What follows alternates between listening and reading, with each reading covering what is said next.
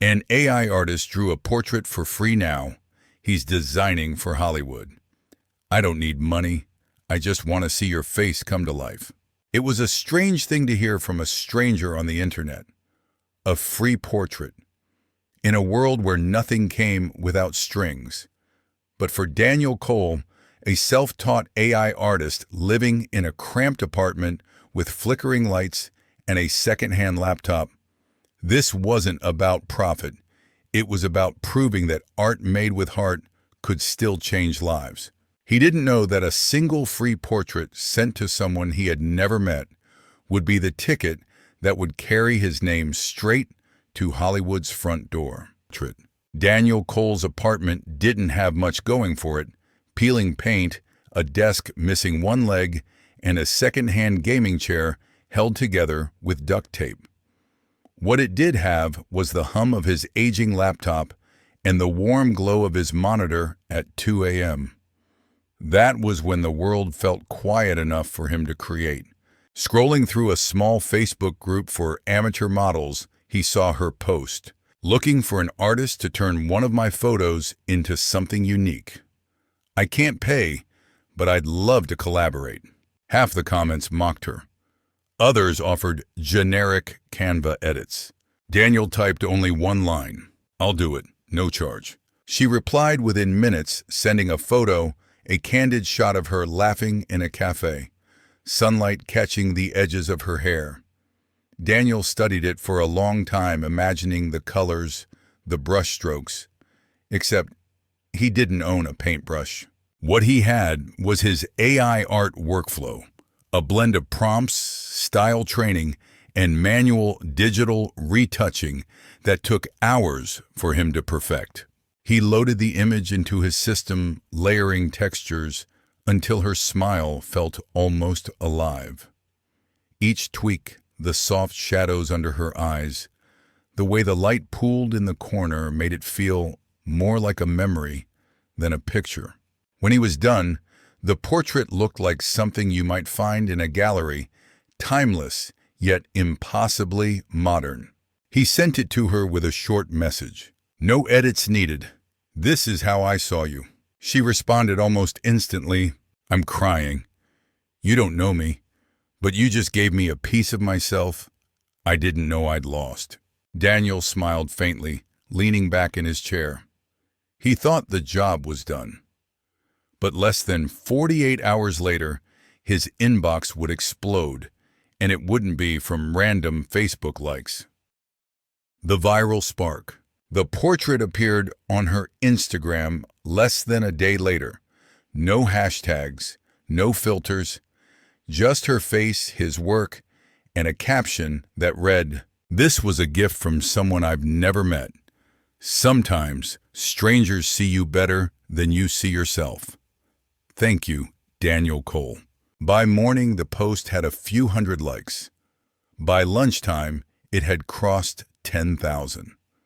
By the next sunrise, it was in the hundreds of thousands, not just liked, but shared, reposted, and remixed into TikTok slideshows with soft piano music. Daniel's phone kept buzzing. Friend requests, DM notifications, but one stood out from the rest. It came from an account with a blue check mark, Evelyn Marlowe. He knew the name instantly, the art director behind some of Hollywood's most visually stunning films in the past decade. Her message was short, almost casual. "You made this." Daniel's heart thudded as he typed back, "Yes, no commission, just a gift." Seconds later, her reply popped up. "Ever considered doing concept design for film? Call me." She attached a number with a Los Angeles area code. Daniel stared at it, half convinced this was an elaborate scam. He'd done free portraits before. They'd gotten nice comments, maybe a coffee gift card if he was lucky. But no one from Hollywood had ever slid into his DMs before. He picked up his phone, thumb hovering over the dial. The duct-taped chair creaked under him, the hum of his laptop filling the silence. And then he pressed call. The voice on the other end was warm but direct. "Daniel Evelyn Marlowe. I've been looking for fresh eyes. Something about your work tells me you don't just make images. You tell stories. I have a project, and I think you're the one to design it." Daniel swallowed hard. "What's the catch?" "Only that you'd have to start immediately," Evelyn said, "and you'd have to come to LA. First step into Hollywood." Daniel had never been on a plane. The idea of leaving his small apartment, his patched-up chair, and the comfort of his late-night routine felt like stepping out of a familiar dream into someone else's.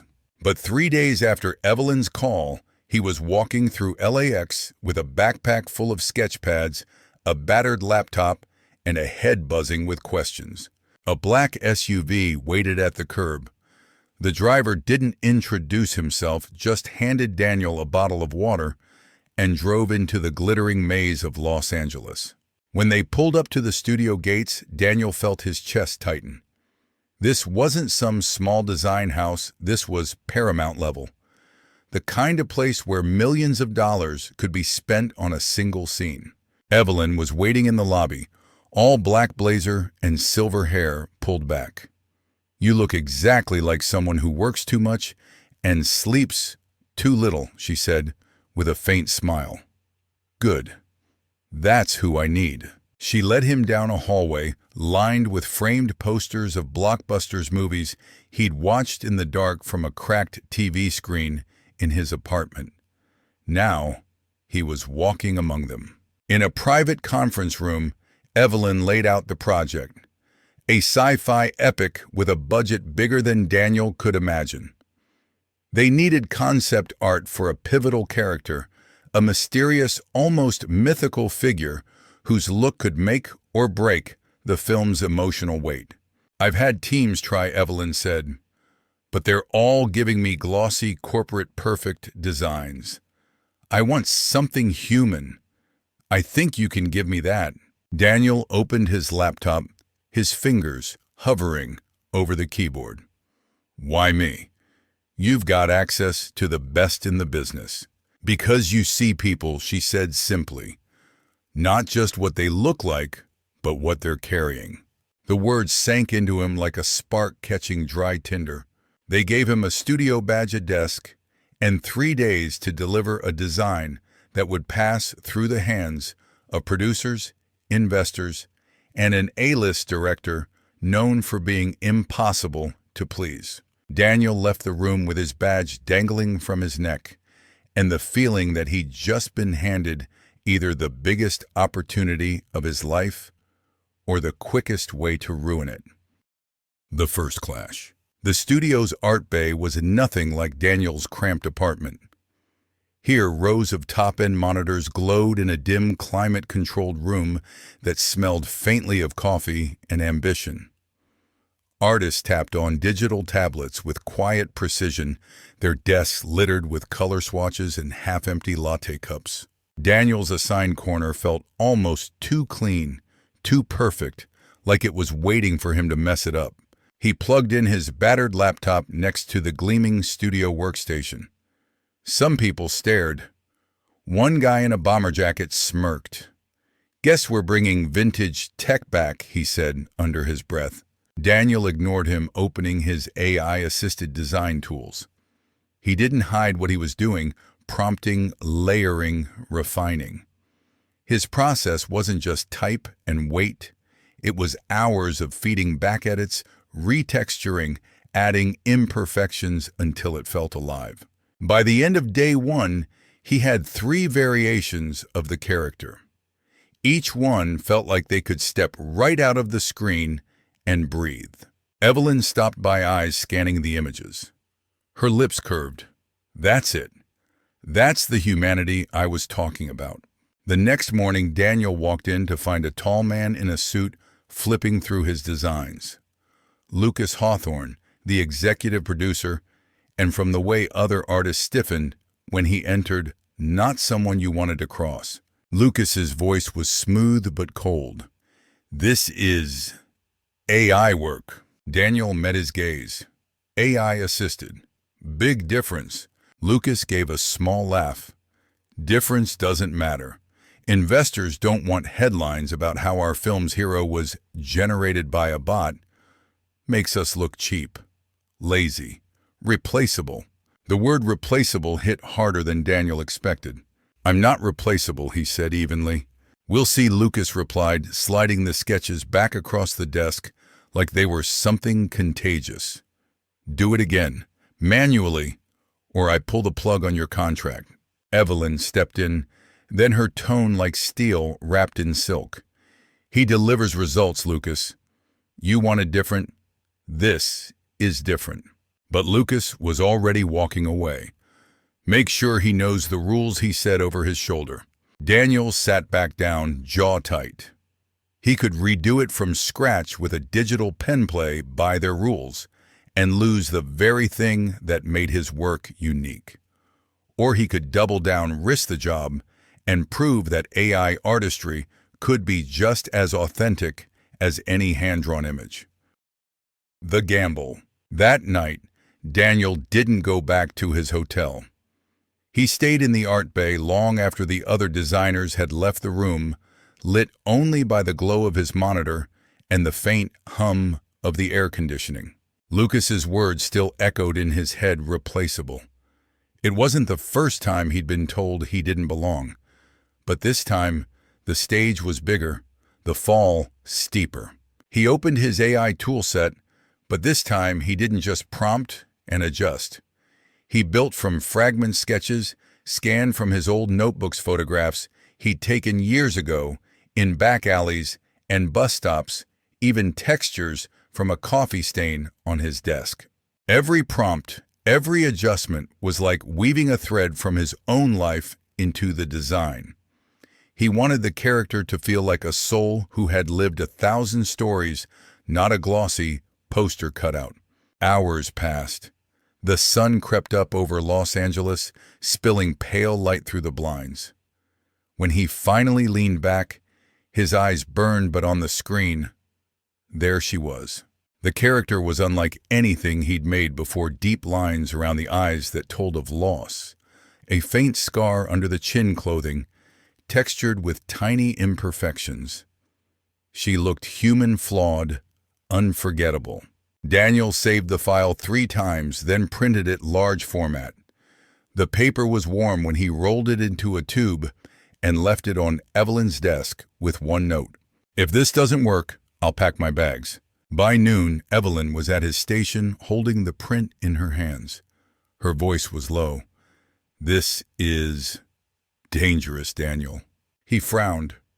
"Dangerous how?" She glanced toward Lucas's office. "Because it's too good.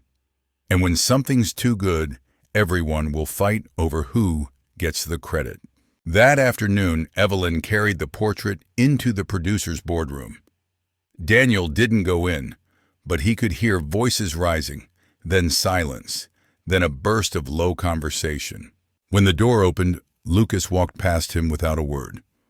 Evelyn followed, a small knowing smile on her face. "You're still on the project," she said. "But now, the real pressure starts." The actor's reaction. 2 days later, Daniel was summoned to a soundstage. It wasn't the kind of invitation you refused. When he arrived, the cavernous space was buzzing with crew lights and half-built sets that looked like ruins from another world. At the center of it all stood Adrian Cross, the film's lead, Oscar winner, tabloid magnate, the kind of actor whose approval could make or break not just a movie, but every career attached to it. Evelyn approached Daniel quietly. "He asked to see the designer," she said. "Specifically, the one behind that portrait." Daniel's palms were damp as she led him forward. Adrian stood with the print in his hands, studying it like it might reveal a secret. When his eyes finally lifted, they were sharper than Daniel expected. "You made this?" Daniel nodded. "Yes, sir." Adrian stepped closer, holding the paper between them. "This scar under the chin. I had that when I was 12. Bike accident." Daniel blinked. "I didn't know. I just felt the character needed something." Adrian cut him off, voice low but charged. No one knew, not even my fans. I had it covered in every shoot. How the hell did you? The crew around them shifted uneasily, sensing the tension. Daniel swallowed hard. I didn't know your story. I just designed what felt real. For a long moment, Adrian said nothing. Then, unexpectedly, he laughed a deep, rough sound. Real, he said, almost to himself. That's the first time someone's given me a character that doesn't feel like a mask. Relief flooded Daniel's chest. But then Adrian's tone shifted. Problem is, if this leaks, everyone will say you modeled her on me. That'll start fires we don't need. Evelyn interjected smoothly. We'll control the narrative. What matters is you believe in the design. Adrian's gaze lingered on Daniel. Finally, he folded the print carefully, like it was something precious. I don't just believe in it. I want him on set, every day. The announcement rippled through the crew like electricity. Daniel wasn't just an outsider anymore. He was now tethered to the very heart of the production. But as he walked off the soundstage, he noticed Lucas in the shadows, watching with thinly veiled contempt. Daniel knew then that the battle was far from over. The betrayal. The first week of filming was chaos, lights crashing, directors barking, extras missing their cues. But through it all, Daniel remained close to Adrian, sketching adjustments, refining details, even suggesting subtle shifts in costume and posture that made the character feel more lived in. For the first time in his life, he wasn't just an outsider creating in silence. He was needed. But every time Daniel glanced toward the edges of the set, he caught Lucas watching. Always watching, never smiling. One evening, after a 14-hour day, Daniel returned to his hotel room to find the door already unlocked. His stomach knotted. On the desk sat his laptop open, files missing, design folders deleted. Before panic fully set in, his phone buzzed with an email notification. The subject line: plagiarism concerns, immediate review required. The message claimed Daniel's designs had been traced from obscure European concept art, complete with doctored screenshots and false metadata. The sender, an anonymous account. But Daniel didn't need a signature to know whose fingerprints were all over it. Lucas. The next morning, Evelyn stormed into the art bay holding a printed copy of the email. Tell me this isn't true, she demanded. Daniel's throat went dry. It's not. They're lying. Someone stole my files. Her eyes softened for only a second. Then you'd better prove it, because Lucas has already forwarded this to the board. By afternoon, whispers followed Daniel down the halls. AI fraud. Cheated the system. Just another guy trying to skip the hard work. Even some of the artists he'd nodded to daily wouldn't meet his gaze. The worst blow came when Adrian found him outside the soundstage. You told me this was your vision, he said. Voice quiet, but sharp. Daniel's chest tightened.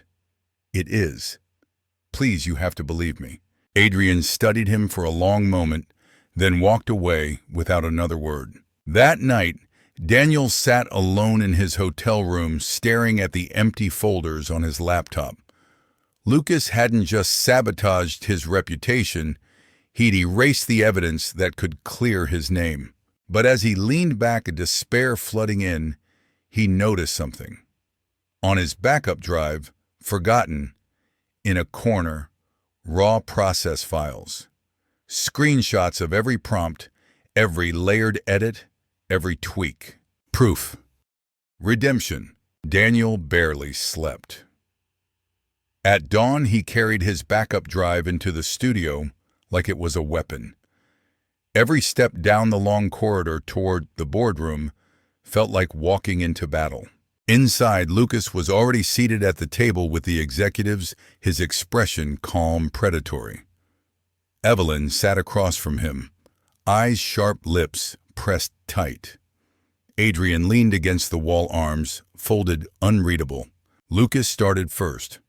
We can't risk the studio's reputation on unproven talent. The evidence of plagiarism is clear. Daniel slammed the drive onto the table.